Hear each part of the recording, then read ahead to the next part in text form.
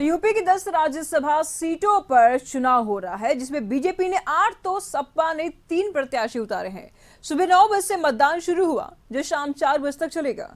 BJP और Samajwadi party में मुकाबला है। बीजेपी से आरपीएन सिंह, सुधांशु त्रिवेदी, चौधरी तेजवार सिंह, साधना सिंह, अमरपाल मौर्य, संगीता बलवंत, नवीन जैन, संजय सेठ उम्मीदवार है, तो दूसरी तरफ सपा से जया बच्चन, रामजी लाल, सुमन, आलोक रंजन प्रत्याशी। तमाम अटकलों और कयासों के बीच सपा विधायक पल्लवी पटेल ने सपा को वोट दिया है। शाम 5 बजे से वोटों की गिनती शुरू होगी।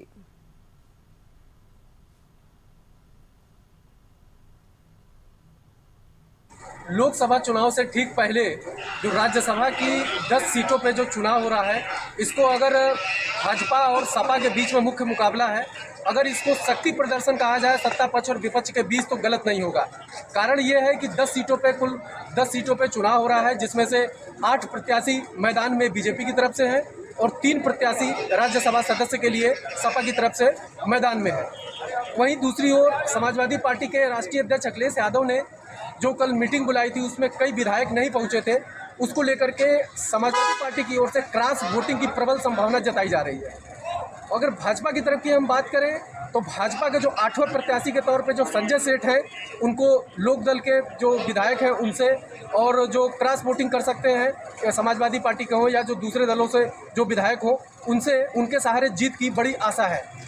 सवेरे 9 बजे से वोटिंग शुरू हो चुकी है, जो शाम को 4 बजे तक चलेगी, और शाम को 5 बजे के करीब मतगणना के नतीजे आएंगे और तब तय हो पाएगा कि किस पार्टी के कितने उम्मीदवार राज्यसभा पहुंच रहे हैं। कैमरामैन गौरव के साथ मैं जयप्रकाश पाठक, लखनऊ से वशिष्ठ न्यूज के लिए। सारी बातें कह रहे हैं लोग, हाँ नहीं जा पाए। तो अब तो लोग कह रहे हैं आप क्रॉस वोट करेंगे। निष्ठा कहाँ पे है? वोट देने जा रहे हैं। वोट किसको उम्मीदवार को देंगे आप? ये बताएंगे तो वोट बारिश हो जाएगा। ये कह रहे हैं नाराज हैं आप, राम मंदिर में वोट देने के बाद वोट देने के बाद अरे वोट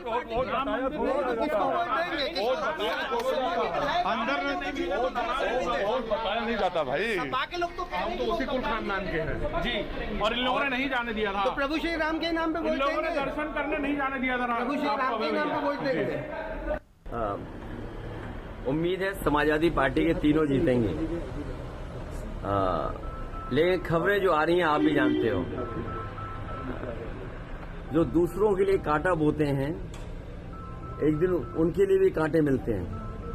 जो दूसरों के लिए गड्ढे खोदते हैं, एक दिन वो खुद भी उस गड्ढे में गिरते हैं। चंडीगढ़ में भी आपने देखा था कि किस तरीके से अधिकारियों से मिलकर के, और बैलेट अगर न होता, सीसीटीवी कैमरे न होते, तो शायद परिणाम कुछ और दिखाई देता। समाजवादी पार्टी ने 3 प्रत्याशी खड़े किए थे। हम लोग पार्टी के प्रत्याशियों के पक्ष में मतदान करने जा रहे हैं।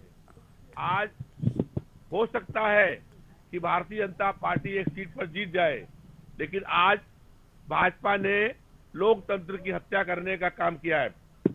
भाजपा ये चाहती है कि विपक्ष पूरा खत्म हो जाए, और जिस तरीके से भारतीय जनता पार्टी की सरकार ने सीबीआई, ईडी, इनकम टैक्स, प्रशासन और गुंडों का इस्तेमाल किया है, ये लोकतंत्र के लिए बहुत घातक है।